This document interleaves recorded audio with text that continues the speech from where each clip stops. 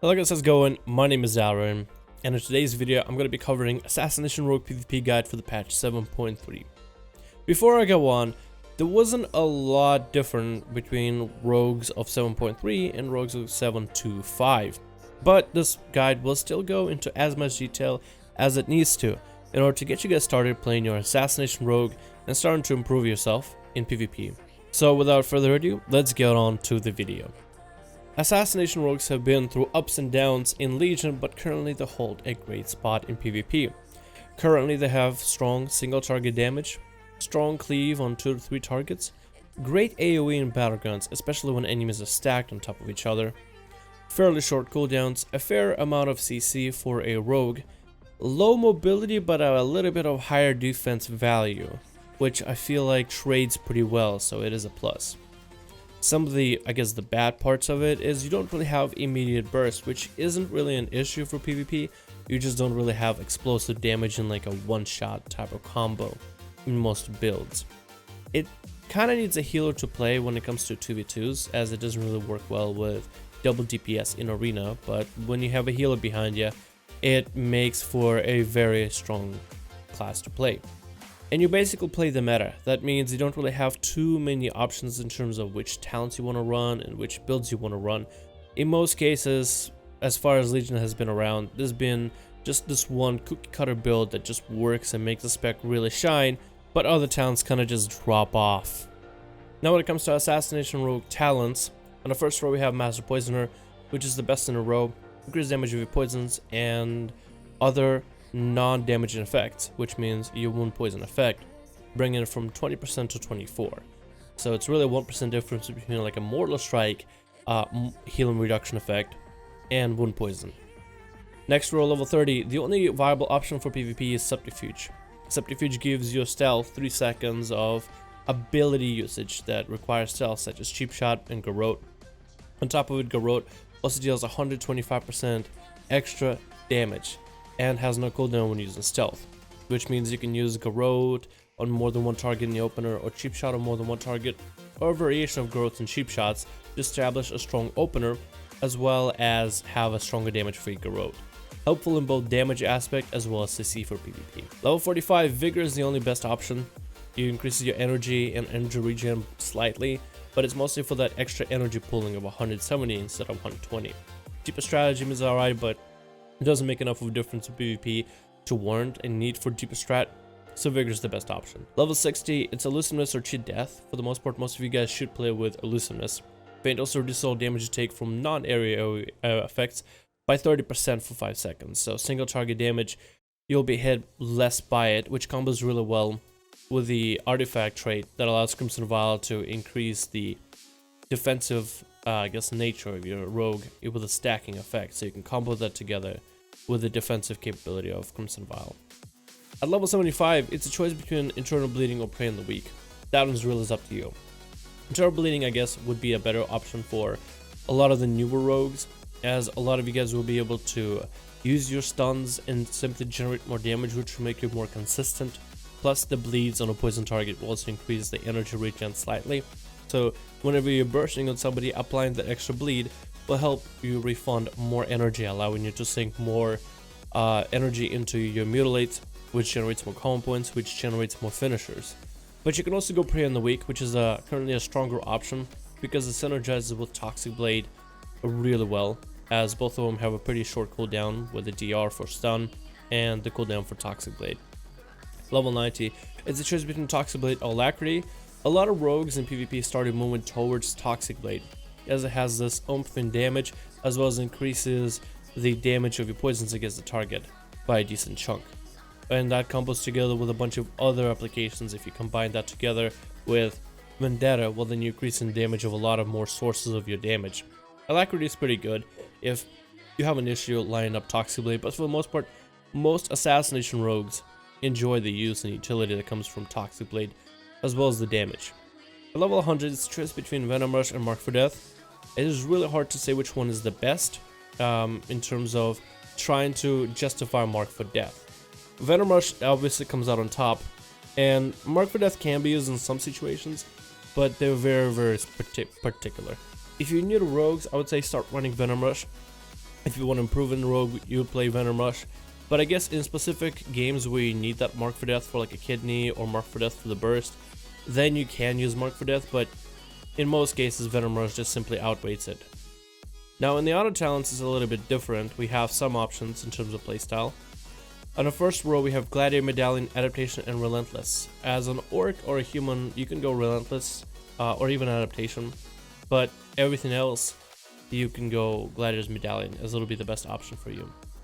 Second row, Hardness, Reinforced Armor, and Sparring. Sparring is good against melee, Reinforced Armor is good against everything. Hardness, I basically never use it. The Sparring is great in some arenas or even BGs where like pure physical melee, like Warriors, Windwalkers, maybe other rogues, non-assassination rogues, give you a lot of trouble. Third row we have a fairly decent option between Maneuverability and Shiv. Shiv can be used great in arenas and some BGs to slow down a target. It doesn't cost any energy and makes for a fairly decent ability, but in most cases rogues just would rather take Maneuverability as it offers you a little bit more mobility. I would say that Assassination Rogues are probably the least mobile out of the three specs of Rogue, right behind Outlaw, because Grappling Hook does have decent range and has a fairly short cooldown with a cooldown reduction mechanic. So for Assassination to have maneuverability to move around, basically makes you a little bit more stronger in whatever situation you come across, whether it be battlegrounds or arenas.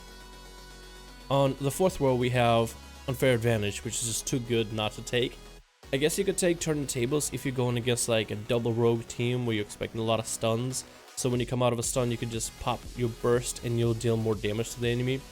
But Unfair Advantage is usually the better option, as your crits are stronger if you're attacking a target that has less health than you. And in most cases as a rogue, that's usually will be your situation. You'll be getting the opener and the target should have less health than you. On the fifth row, Deadly Brew is still the best option, as it allows you a combination of Deadly Poison and Wound Poison effect of reduced healing to be applied. So makes you a lot stronger when it comes to BG, arena situations, or really any PvP situations, as a Mortal Strike effect. Makes Assassination Rogue that much more viable and preferable when it comes to PvP. On the last row is where you actually have a choice of options of how you want to play to a certain extent. Creeping Venom is the best for single target in majority of situations. You in Venoms will be able to add an extra poison layer effect on an enemy. So in a 2v2 situation, you could have the healer and the DPS that's moving around all over the place, always taking nature damage while the bleeds and deadly poison. You could do this in BGs to put, let's say, this early damage on a flag carrier so you can start damaging him. In most cases, people don't just stand still to let this effect wear off. Most players in PvP move, as mobility is very, very valuable. So most people will still keep proccing and keep reapplying Creeping Venom on themselves every time they move. Then we have Flying Daggers, which is great for AoE and battlegrounds. It's probably my favorite option when it comes to, let's say, arenas where there's a lot of pet classes. In 2v2s, if there's a hunter and a healer, because the hunter has a pet, then it's 3 targets that you can hit with Flying Daggers, giving you more damage for your Flying Daggers, so it's more consistent spread damage for everybody, especially great in stacked BGs where enemies are just stacked on top of each other. Not only do you deal more damage with the Phantom Knives, you also are applying your Deadly Poison at a bigger range, as long as there's 3 targets you're hitting, which makes spreading damage and cleaving targets a lot easier. This is basically the cleave and AoE method for Assassination. So in a situation with 3 or more targets, instead of spamming Mutilate, you'll simply start using Phantom Knives, which will deal almost the same amount of damage across 3 or plus people. It'll cost less energy and can generate more combo points than a Mutilate can, because you're hitting so many targets, and if all of them crit, you can get full 5 combo points out of single Phantom Knives in a way. And then in the end we have System Shock, which is an alternative to Creeping Venom, but can work if you are playing like a really bursty build. Now, in most cases people say Creeping Venom is better because the damage you can get out is a lot of valuable, because you put it on target once, and then the longer they move, the more damage they stack on themselves, and they basically kill themselves with it. System Shock is a bit different. It has a prerequisite of you have to have a 5 combo point in Venom on the target. They have to have Garrote, Rupture, and Lethal Poison, so you have to have had your bleeds applied to them ahead of time. And then you go for 5 combo point in Venom, and then you'll get extra oomph and nature damage, and it'll reduce the movement speed by 90% for 2 seconds. In most cases, Creeping Venom outvalues it, as it's easier to use. You can just use it with one common point in Venom if you wish. But System Shock is valuable in some situations. For example, if you're going in an arena against a Holy Paladin or a Monk, and those guys have a pretty easy way of clearing your poisons back to back to back, then let's say against a Holy Paladin, you got your bleeds lined up, he keeps clearing the poisons, you got him in the kidney, now you're applying deadly poison on him. Because he's gonna dispel your Creeping Venom eventually anyway, you hit him with a 5 component in Venom System Shock to bring his health down lower, since Creeping Venom is simply just going to fall off of him anyway. So System Shock becomes more valuable here. So it really depends on you, and I guess if you want to play like a bursty rogue, then System Shock can be a good option. But in most cases, Creeping Venom is better. But if you're going for AoE, I love running with Flying Daggers. It's a really fun and great way to play the specialization in a different way. The general playstyle is simple. You must establish an opener. Having a good opener assassination isn't difficult, but if you are caught out and the enemy stop you from getting a good opener, then you don't really have the advantage over them. Second, maintain your dots, whether it be poisons that you might need to maintain from range with something like a throwing knife in order to reapply your poison effects on an enemy at a distance, or things like Rupture and Corrode, which need to be reapplied onto healers and DPS, whoever your kill target is. Line up cooldowns together. It doesn't mean you need to wait for your Vendetta, Artifact Weapon, Toxic Blade, Kidney Shot, Vanish, Corrode to be available, but you should combine cooldowns together. For example, if you roll and Prey in the weak, which makes enemies take more damage when they're stunned, if you wait out to stun the enemy, then you Toxic Blade him right afterwards, then you're getting a little bit more oomph to the Toxic Blade, as well as the damage that comes from the Toxic Blade effect afterwards. If you're able to line up Toxic Blade together with your Artifact Weapon, and they're, a few seconds, maybe 10 seconds apart in terms of cooldowns, it's completely fine to wait until you line up your abilities together. If you just throw Toxic Blade on its own, wait it out. Artifact Weapon on its own, wait it out. Then Vendetta on its own, wait it out. Yes, you will force pressure on the enemy and you will deal a lot of damage to them, but when you combine cooldowns together, you have a more powerful effect in the long run. So you should be watching out for those kind of effects whenever you can, if ever possible. Now let's talk a bit about openers for Assassination. Openers are important because if you're able to get a solid opener, then you can have a better lineup on an enemy. And having a good opener which can transition into great bursts can force cooldowns, which is great in Arena. There's no cheat sheet for every single opener, and there's no cookie cutter opener, as it is going to be different in every situation. And that's something for you to learn as a rogue. Now, there is a method for most situations, but it's going to be different depending on what trinkets enemies have, what class they're playing, what races they're rolling. The general concept though, if you're going against a pure caster that doesn't have any physical stuns, so Mistweavers and Druids would be one of those casters. If you're going against a pure caster, open it with Corrode into a Mutilate until 4 or 5 components into Rupture, then mutilating until you have a Kidney available and then popping cooldowns afterwards is a fairly decent opener and works out against a lot of classes, be it mages, priests, warlocks, paladins, you name it. Now if you're going against like a healer who does have a stun, it might be better to open up with a cheap shot so they can't stun you on your opener, so they can't lock you out. So you can safely establish a Corrode and a Rupture on the enemy afterwards. When it comes to dealing with melee, whether you open it with a Corrode or a cheap shot will vary. If I'm playing a 3v3 arena and I'm going against, let's say, a warrior and some kind of a melee cleave, and want to kill the warrior, I don't think I'm going to open up with a cheap shot, unless I have like a really bursty DPS with me who wants to burst in the opener.